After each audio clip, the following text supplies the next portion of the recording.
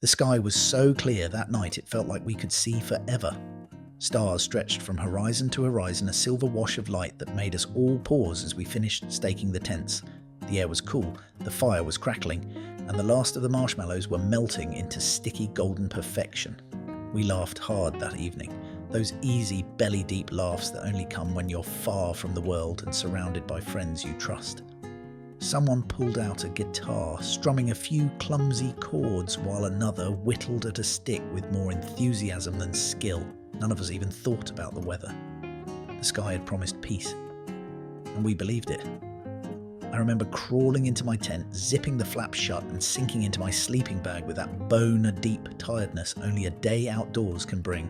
My last thought before drifting off was how lucky we were to have a night so calm and still. Then, somewhere in the black hours between midnight and dawn, everything changed. It began with a single, low rumble that rolled across the hills. At first I thought I was dreaming, until the next one shook the ground beneath me. A sudden flash of light cut through the tent wall, followed by a crack of thunder so sharp it snapped me awake like a slap. The wind rose at once, violent and wild, tugging at the guy lines and making the nylon walls shiver and snap. I could hear the others stirring, muffled voices cutting through the storm. "Get up! Stakes are pulling loose!" By the time I scrambled out, rain was already slanting sideways in sheets, stinging my face. The fire was long gone, drowned and cold, and lightning lit the clearing like daylight every few seconds. We scrambled barefoot and half blind, shouting over the storm, trying to secure tents that were threatening to tear loose. One corner of Mike's tent had already lifted and was flapping like a sail. He and I threw our weight against it, pounding stakes back into the mud with our fists.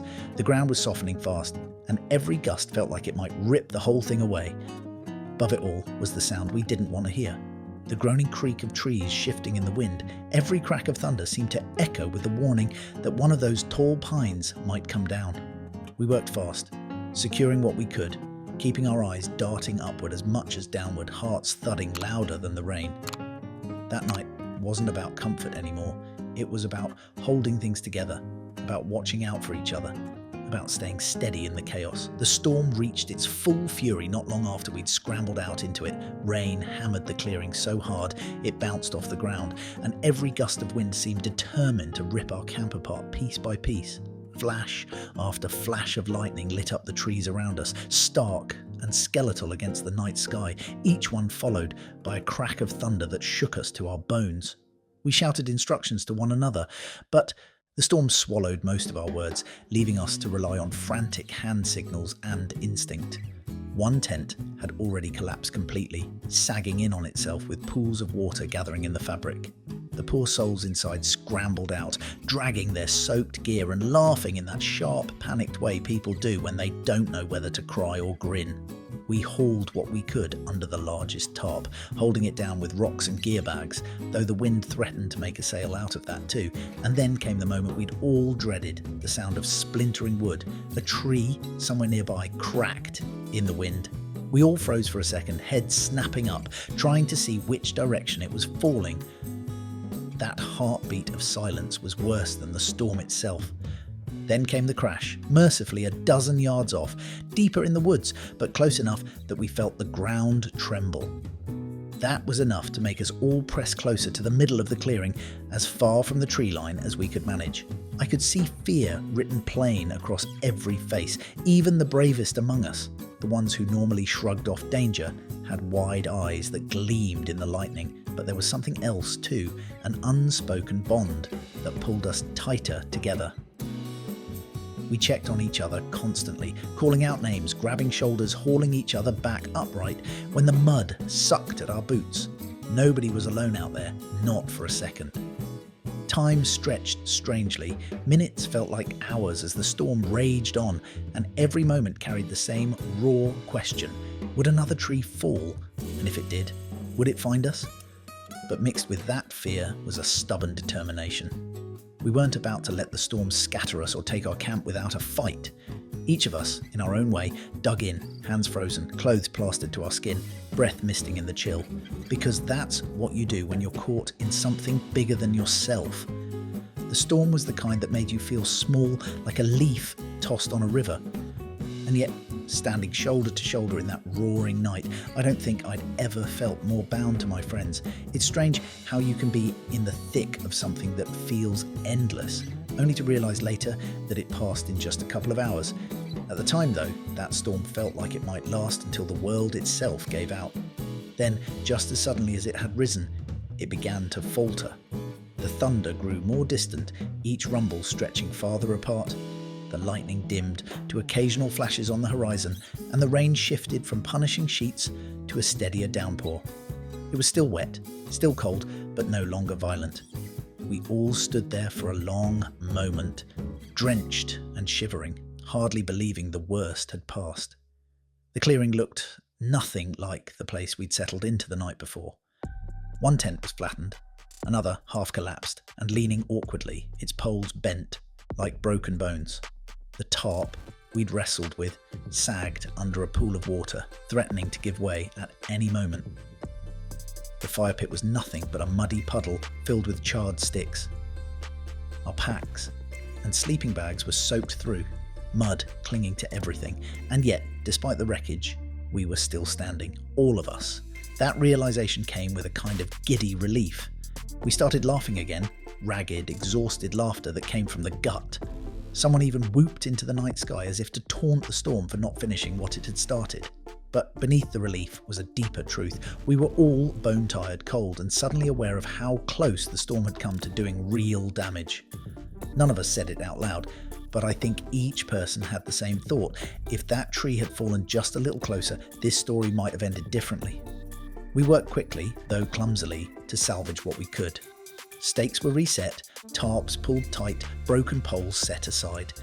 The ground was a mess of puddles and mud, so we dragged what gear remained dry onto higher spots, stacking everything we could under the least damaged shelter.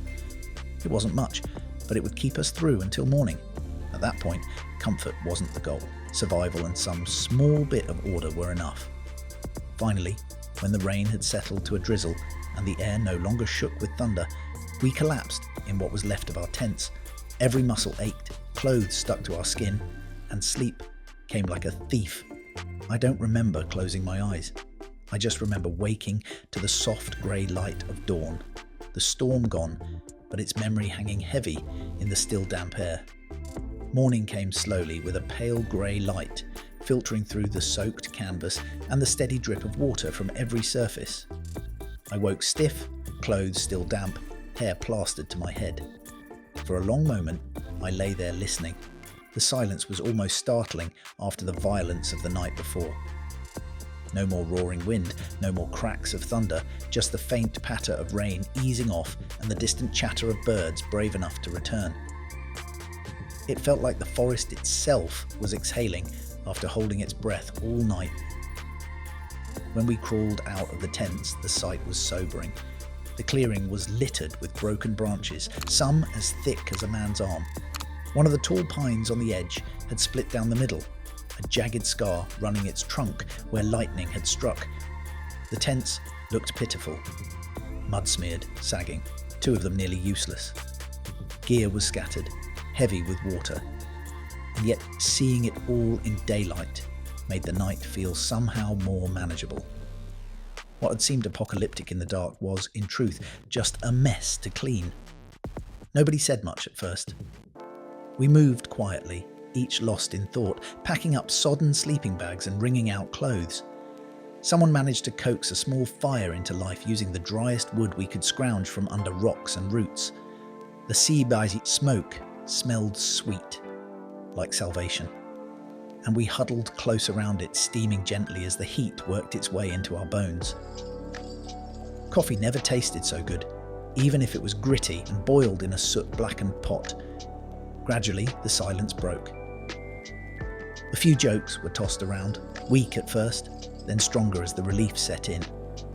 "Well, at least none of us blew away," Mike muttered, holding up a tent pole bent nearly in half. Another friend added, "Or got flattened. Don't think I'll ever forget that sound of the tree snapping." Laughter came then, real and hearty, as though laughing was the only way to push back against the memory of how close we'd come. The storm had stripped us down in more ways than one. Our gear was battered, our pride a little dented, but something else had been built up in its place. There was a shared understanding in every look and every word that we'd gone through something fierce and come out the other side together. The forest had tested us, and while we hadn't come away unscathed, we hadn't been beaten either. By the time the clouds began to break and thin beams of sunlight touched the wet earth, we'd set our camp back in some kind of order. The fire was going strong. Wet socks and shirts hung from branches like ragged flags, and the smell of bacon sizzling in a pan promised a better day ahead. By the time the sun burned through the last of the clouds, the storm already felt like something from another world, though the mud on our boots and the aching in our muscles made sure we didn't forget too quickly. We sat together around the fire, steam still curling from our clothes as they dried in the growing warmth. Breakfast was simple, but it tasted like a feast. Bacon, coffee, a few granola bars that hadn't gotten soaked. Each bite carried with it the relief of having made it through. We talked more freely then, replaying the chaos of the night in the way people do when danger has passed. Stories flew around the circle.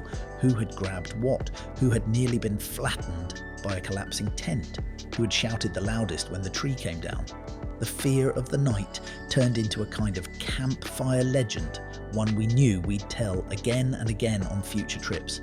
There was a strange pride in it too. The storm had tested us, and though our gear had taken a beating, not one of us had given up or left another behind. As the day warmed, we spread out to gather firewood, mend what we could, and shake out what was salvageable. But even in those chores, there was a lightness, a quiet gratitude that hummed beneath the work. The storm had shown us the fragility of our little canvas walls and nylon shelters, but it had also shown us the strength of the bonds between us. Out there, with the forest raging and the sky splitting open above, what mattered most wasn't gear or comfort. It was the way we held fast to each other. Later, when the sun climbed high and the clearing finally dried, we sat back and looked around. The place bore the scars of the storm, branches scattered, bark stripped from trees, muddy pools marking where the tents had stood. But it was beautiful too, in that raw way the wilderness always is after a storm.